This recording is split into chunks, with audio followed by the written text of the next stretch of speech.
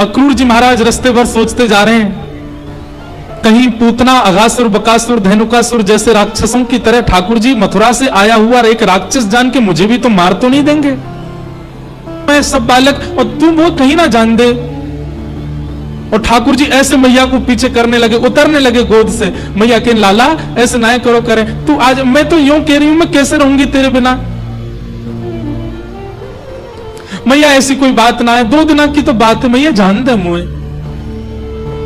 मन से तो ठाकुर जी ये कह रहे मैं कैसे जाऊं। बंधु ऐसी कथा आती है कि जब ठाकुर जी लीला कर रहे थे ना तो नारद जी आए, और नारद जी आकर के ठाकुर जी से बोले, ठाकुर जी ये क्या कर रहे हो आप। भगवान बोले क्यों, गोपियों के संग रास कर रहे हो, ब्रजवासियों के घर की मटकी चुरा चुरा के खा रहे हो, ग्वाल बालों के गले में गलवैया डाल के डोल रहे हो, आप इसके लिए आए हो पृथ्वी पर, आप धर्म स्थापित करने आए हैं पृथ्वी पर, आपको कंस को मारना है, पृथ्वी का भार हल्का करना है, और आप तो आसक्तियों की भांति इन ब्रजवासियों में घुल मिल गए हो। कब मारेंगे आप कंस को, कब तक लीला चलेगी आपकी। ठाकुर जी के नेत्रों से आंसू आ गए, बोले नारद तेने मुंह काय को याद दिला दे कि मुंह जानो है, अरे मैं तो भूल ही गए हो कि मुंह ब्रजवासी से दूर जानो पड़ेगा। ठाकुर जी नारद जी को अपने पास बुलाते हैं और गले से लगा कहते, नारद मेरे एक काम कर दे। नारद बोले क्या, बोले पहले वचन दे तू करेगा। नारद जी बोले नहीं वचन नहीं दूंगा, आप कुछ भी मांग सकते हो, बताइए क्या चाहिए। ठाकुर जी बोले नारद कोई ऐसी योजना बन सके कि कोई दूसरा भगवान आ जाए, वो ब्रह्मांड को संभाल ले, वो तीनों लोकन को संभाल ले, वो वैकुंठ को संभाल ले, वो देवतान को संभाल ले, वो पृथ्वी को भार हल्को कर दे, वो राक्षसन को मार दे और मैं सदा के लिए वृंदावन में ही बस जाऊं, ऐसा हो सके।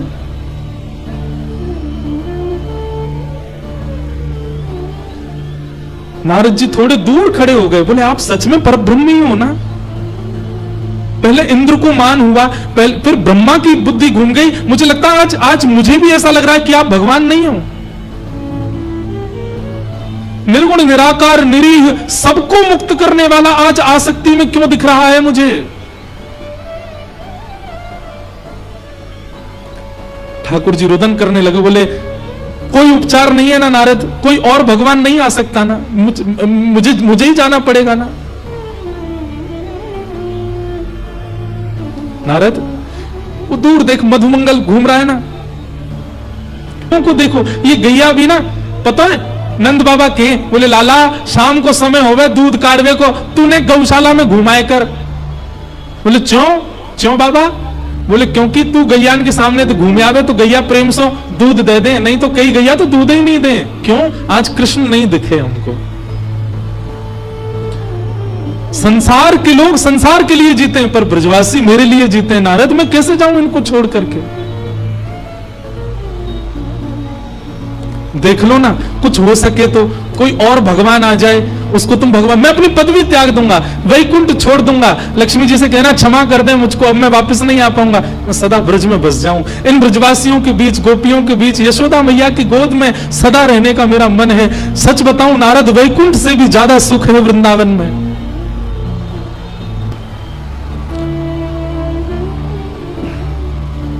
नारद जी के मन में कंपन तो हो रहा है, भाव तो उमड़ रहा है, पर नारद जी दबा रहे हैं। नारद जी चरणों में गिर गए, बोले नाथ नूतन प्रलय हो जाएगा, ब्रह्मांड नष्ट हो जाएगा, 33 कोटि देवी देवताओं के ऊपर आप नहीं रहोगे तो लड़ झगड़ करके आपस में सब मर जाएंगे। मेरी प्रार्थना स्वीकार करो, आपको मथुरा जाना पड़ेगा, ब्रज तो छोड़ना पड़ेगा। सूर्य नारायण से प्रार्थना कर रहे हैं, हे सूर्य नारायण, हमने नित्य आपसे कुछ नहीं मांगा, आज मांग रहे हैं, क्या आप उदित मत हो, आज आप अस्त ही रहो, अंधेरा ही रहने दो, क्योंकि भोर हो कन्हैया चले जाएंगे। आज सूर्य उदय में कोई पक्षी चहक नहीं रहा है, गैया चारा नहीं खा रही हैं, सब अपलक नेत्रों देख रहे हैं, कन्हैया हमको छोड़ के जा रहे हैं। ठाकुर जी जैसे ही बाहर आए, ब्रजवासियों की स्थिति अवर्णनीय है, नहीं रोक पाए अपने रुदन को, चीखे मार मार के रोने लगे ठाकुर जी को। ठाकुर जी बोले अरे तुम पागल है गए हो सबरे, अरे मैं परसों आ जाऊंगा, 2 दिना के काजी जा रहा हूं, इतना काहे को रो रहे हो? लाला तेरे बगैर कैसे जिएंगे हम? तो देखे बगैर वृंदावन में कोई ना रहे। वो हमारो आज तक, आज 11 वर्ष 56 दिन के हो गए ठाकुर जी। 11 वर्ष 56 दिन में एक दिन ऐसा ना निकलो लाला जो तो को नए देखो हो।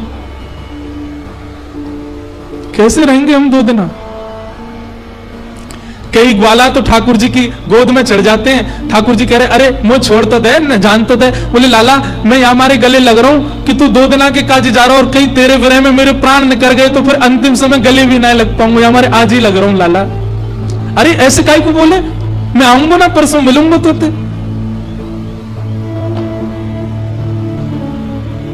ठाकुर जी किशोरी जी के पास गए और हाथ जोड़ करके बोले श्यामाजू आप तो सब जानती हैं, लीला के विस्तार के लिए मेरा जाना कितना आवश्यक है। आप आज्ञा दे दीजिए, एक बार आप आशीष दे दीजिए, मैं निकल जाऊं फिर। किशोरी जी ठाकुर जी के चरणों की ओर देख रही हैं। ठाकुर जी किशोरी जी के नेत्र नहीं मिला पा रहे दोनों। किशोरी जी ने कहा ठाकुर जी